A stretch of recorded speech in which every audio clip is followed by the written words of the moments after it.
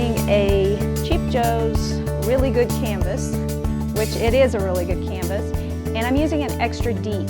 And the reason I'm using the extra deep is because you can paint the edges and you don't have to worry about getting it framed, which saves a lot of money. The plastic wrap I'm going to keep because I can use that sometimes in this process. I don't like to throw anything away. It's probably a good idea if you're doing this for a final piece to go ahead and prime the canvas with gesso. So I've got these paints that are mixed up, and these are mustard bottles that I get wherever I can find them. Just empty mustard bottles.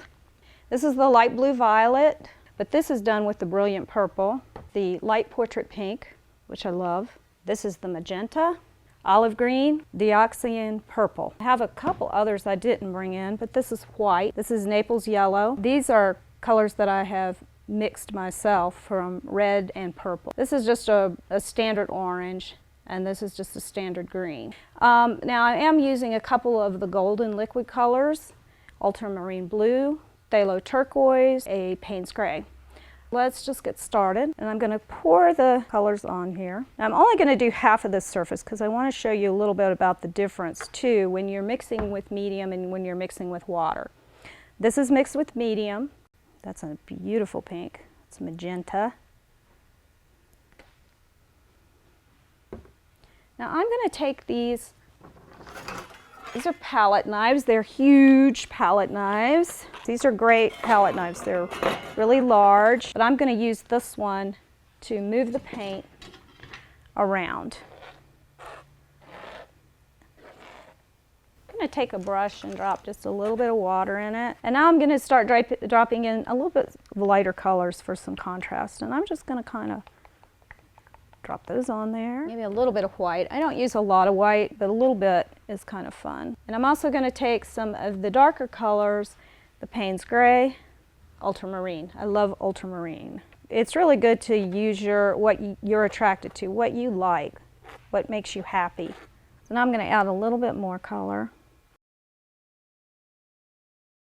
Maybe a little bit of this Naples yellow for yellow and purple or this is just dry cleaner bags, and I've pretty much taken the dry cleaner bag. I've cut it so it's single thickness. It's a medium weight. They come in several different weights. So I am going to take this, and while the paint's completely wet, it's important that the paint be as wet as possible. And then I'm going to take a brayer. You don't have to use a brayer. Now another thing that I like to do, I like putting books down. So I'm going to turn this around. And we're going to let this dry for a while. It takes usually probably 2 to 4 hours to dry. So we're going to use another process, just using water rather than the medium. Ultramarine blue, phthalo turquoise, which I didn't use last time, I don't think. And I'm going to put a fair amount of water on these. When you do this, and you put the saran wrap in it, it will dry a lot more quickly.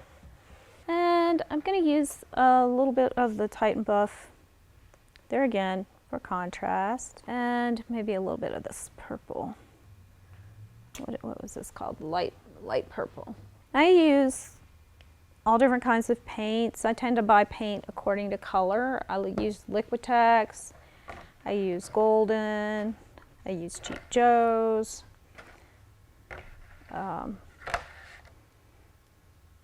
They all have a little bit different color, and it's fun to have the different colors when you're working. I'm going to take the dry cleaner bag.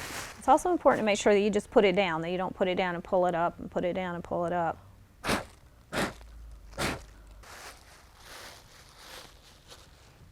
Run over it with the brayer. And now I'm going to have to wait. Okay, this is the saran wrap we put on here, and I don't think it's quite dry, but I'm going to go ahead and pull it off. This is the dry cleaner bag. The bag picks up part of the paint and leaves little areas of texture. This is where we put water in. Now that would dry first, and you're going to get more dramatic texture when you add water. But this is what happened when you added the medium. But you can see that it's really not dried yet. When you put the dry cleaner bag down, it pulls up actually a layer of paint. So that's the saran wrap process. I hope you'll try it. It's a lot of fun.